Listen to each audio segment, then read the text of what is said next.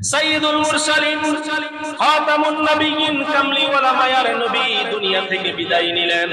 তার বিদায়ের পরে দ্বিতীয় খলিফা ওমর ফারুক রাদিয়াল্লাহু তাআলা আনহু তিনিও দেশ পরিচালনা করতে লাগলেন। একবার তিনি আবু মুসা আশআরী রাদিয়াল্লাহু তাআলা আনহু একজন সাহাবী, তার কাছে একটা চিঠি লিখে পাঠালেন।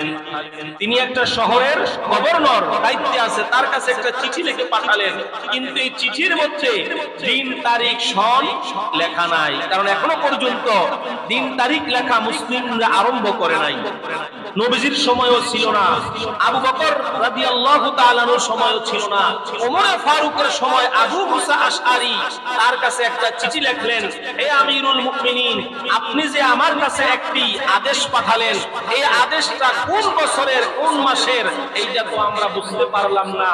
কারণ এখনকার সময়ে যেমন আপনি এসএমএস পাঠালে, এখনকার সময়ে আপনি মেইল করলে 1 মিনিটের মধ্যে, 1 মিনিটও লাগে না, কয়েক সেকেন্ডের ভিতরে যেমন এসএমএস সেন্ড হয়ে যায়, আপনার কাছে চলে যায়, দিন তারিখ সময় সব লেখা থাকে।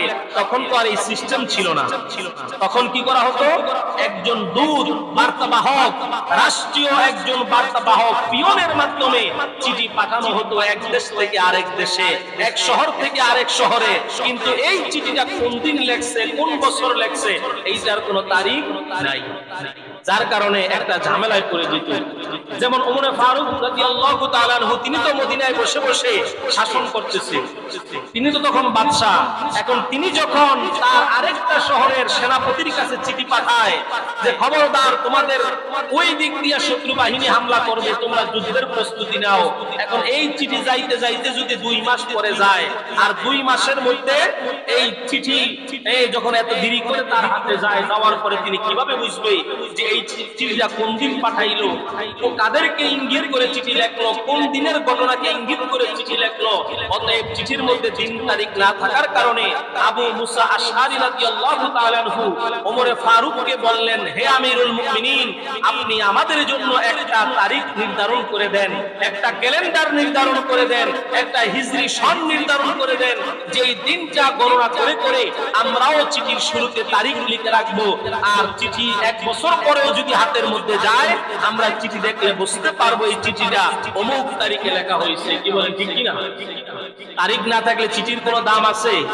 এই চিঠি কোন বছর আসছে বোঝার কোনো উপায় আছে? নাই। আবু মুসা আশআরী রাদিয়াল্লাহু তাআলা আনহুর কথা মোতাবেক ওমর ফারুক রাদিয়াল্লাহু তাআলা আনহু তিনি সমস্ত সাহাবীদেরকে নিয়ে মিটিং বসলেন। আমরাও আমাদের জন্য একটা ক্যালেন্ডার তৈরি করতে চাই, আমরাও আমাদের জন্য একটা হিজরি সন চালু করতে চাই, আমরাও আমাদের জন্য একটা দিন গণনার নির্ধারণ করে একটা সময়সূচি চালু করতে চাই। সাহাবীরা মিলা পরামর্শ করে একজন সাহাবী বলে, আমিরুল মুমিনিন, আমার মনে হয় যেই দিন আল্লাহর হাবিব দুনিয়ায় আগমন করেছেন, আমরা ওই দিন থেকেই আমাদের দিন গণনা চালু করে দেই। সুবহানাল্লাহ। যেই দিন রাসূল সাল্লাল্লাহু আলাইহি ওয়াসাল্লাম আগমন করেছেন রবিউল আউয়ালের 12 তারিখে, আমরা ওই দিন থেকে দিন গণনা আরম্ভ করে দেই। আমিরুল মুমিনিন বলে, না, এটা করা যাবে না। কেন?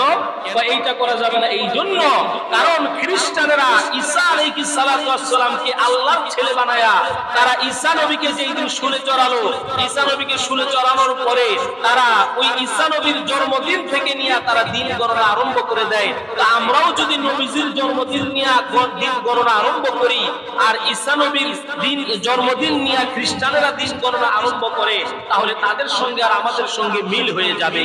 আল্লাহর হাবিব বলেছেন, খবরদার, তোমরা ইহুদি এবং খ্রিস্টানদের সঙ্গে মিল রেখে কোনো কাজ করো না। কিন্তু বর্তমান সময়ে আমরা কি করি, ইহুদি এবং খ্রিস্টানরা যেই কাজ করে ওইটাকেই আমরা ফলো করি, ওইটার দিকেই আমরা তাকাই, ওই কাজগুলোকেই আমরা বেশি করে করি, এবং ওইটাকেই আমি মডার্ন ফ্যাশন এবং আমার আধুনিকতা বলে আমি নিজের জন্য ওটাকেই বাছাই করে নেই। কি বলেন, ঠিক কিনা? অথচ আল্লাহর হাবিব তিরমিজি শরীফে, মুসলিম শরীফের মধ্যে ইরশাদ করেছেন, খবরদার, ইহুদি এবং খ্রিস্টানদের সঙ্গে মিল হয়ে যায় এমন কোন কাজ তোমরা করো না, তাদের সঙ্গে মিল রেখে কোনো কাজ করো না। এই জন্য ওমর ফারুক বলেন, এই খ্রিস্টীয় যে ক্যালেন্ডার, ইংরেজি যে ক্যালেন্ডার জানুয়ারি ফেব্রুয়ারি, এইটা খ্রিস্টানেরা চালু করেছে, আর খ্রিস্টানেরা চালু করছে ঈসা নবীর জন্মদিন থেকে নিয়ে। অতএব আমরাও যদি আমাদের নবীর জন্মদিন থেকে নিয়ে ক্যালেন্ডার চালু করি তাহলে তাদের সঙ্গে মিল হয়ে যাবে। অতএব এই প্রস্তাব বাদ। দ্বিতীয় প্রস্তাব দেওয়া হলো আমিরুল মুমিনিন, তাহলে আমরা প্রাণের নবী মায়ের নবী যেই দিন দুনিয়া থেকে বিদায় নিয়েছেন, নবীজি যেই দিন ইন্তেকাল করেছেন, ওই দিন থেকে আমরা দিন গণনা আরম্ভ করে দেই। আমিরুল মুমিনিন ওমরে ফারুক রাদিয়াল্লাহু তাআলা আনহু ডাক দিয়ে বলে, না না, ওই দিনটাও করা যাবে না। কেন?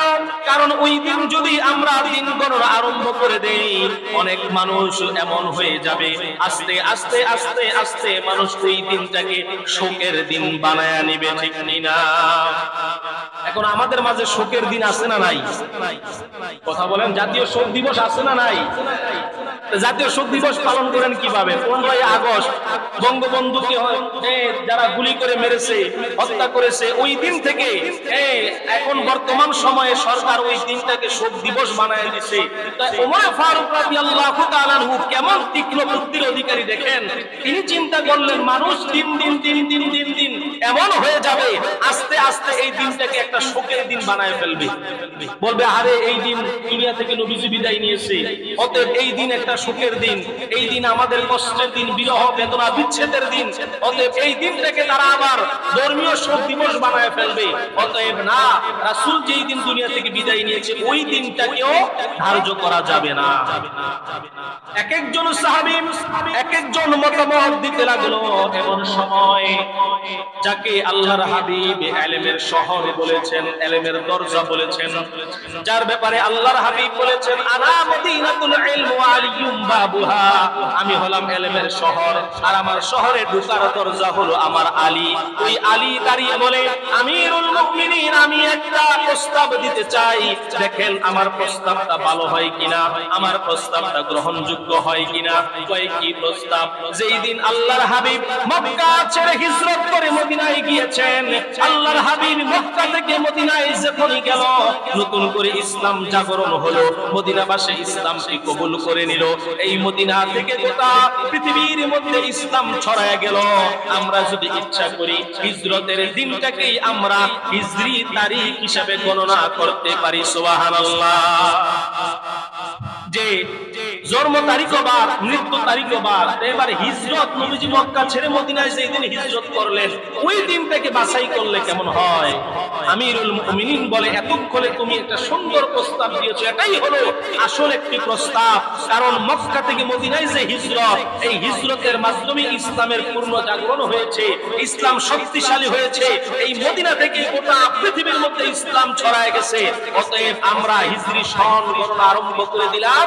এই হিজরতের কাল থেকে, রাসূল যখন থেকে হিজরত করেছেন, এই হিজরত থেকে নিয়ে এখনো পর্যন্ত সেই সন, সেই তারিখ চলতেছে, যা আজকে বর্তমানে 1445তম বছরের জিলহজের 28 তারিখ। আর 2 দিন গেলেই আসবে 1446তম বছর। তার মানে আজকে থেকে 1446 বছর আগে আল্লাহর হাবিব মক্কা ছেড়ে মদিনায় হিজরত করেছেন। সুবহানাল্লাহ। ওই দিনটাকে ধার্য করেই এই হিজরি সন চলে আসছে আমাদের মাঝে। এখন আমরাও মুহররম, সফর, রবিউল আউয়াল এই মাসগুলো গণি, আর এই মাসগুলোর ব্যাপারে আমরা কি করি? এই আমার তারিখগুলো মনে রাখি, দিনগুলো মনে রাখি। এই মাসগুলোর ব্যাপারেও আল্লাহর হাবিব সাল্লাল্লাহু আলাইহি সাল্লাম আমাদেরকে যে ধারণা দিয়েছেন যে মুহররম, সফর, রবিউল আউয়াল, এই যে নামকরণ করা হয়েছে, নামকরণের পিছনেও কিছু ইতিহাস আছে। মুহররম শব্দের অর্থ হলো সম্মানিত, দামি, সুউচ্চ, মর্যাদা সম্পূর্ণ। সমস্ত মাসের মধ্যে মর্যাদাপূর্ণ মাস মুহররমকে দেওয়া হয়েছে এই জন্য, কারণ মুহররম মাসে এমন একটি দিন আছে যে দিনকে বলে আশুরার দিন। আল্লাহর হাবিব বলেন, রমজান মাসের পরে আশুরার রোজা হলো সবচাইতে দামি রোজা। আশুরার রোজা, যেই রোজা এই পৃথিবীর মধ্যে শুধু মুসলমানেরা না, খ্রিস্টানেরাও রাখে, ইহুদিরাও রাখে, বিভিন্ন ধর্মের মানুষেরা রাখে। কেন? কারণ আশুরার দিনটা অনেক তাৎপর্যপূর্ণ একটা দিন। আশুরার এই দিনে আল্লাহ সুবহানাহু ওয়া তাআলা দুনিয়া সৃষ্টি করেছেন, দুনিয়ার মধ্যে পাঠিয়েছেন। সামনের জুমাগুলোতে আশুরা নিয়ে আলোচনা হবে, কিন্তু আজকে আমাদের যেই মূল আলোচনার বিষয় হিজরি সন নিয়ে। বর্তমান সময়ে পহেলা বৈশাখ আসলে কাউকে বলতে হয় না যে আগামীকাল পহেলা বৈশাখ।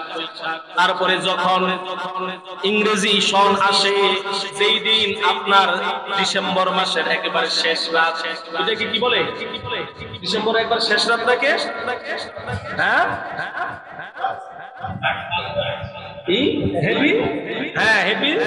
কি বলে, ফার্স্ট নাইট। এই রাত্রটার কথা কাউকে বলা লাগে না।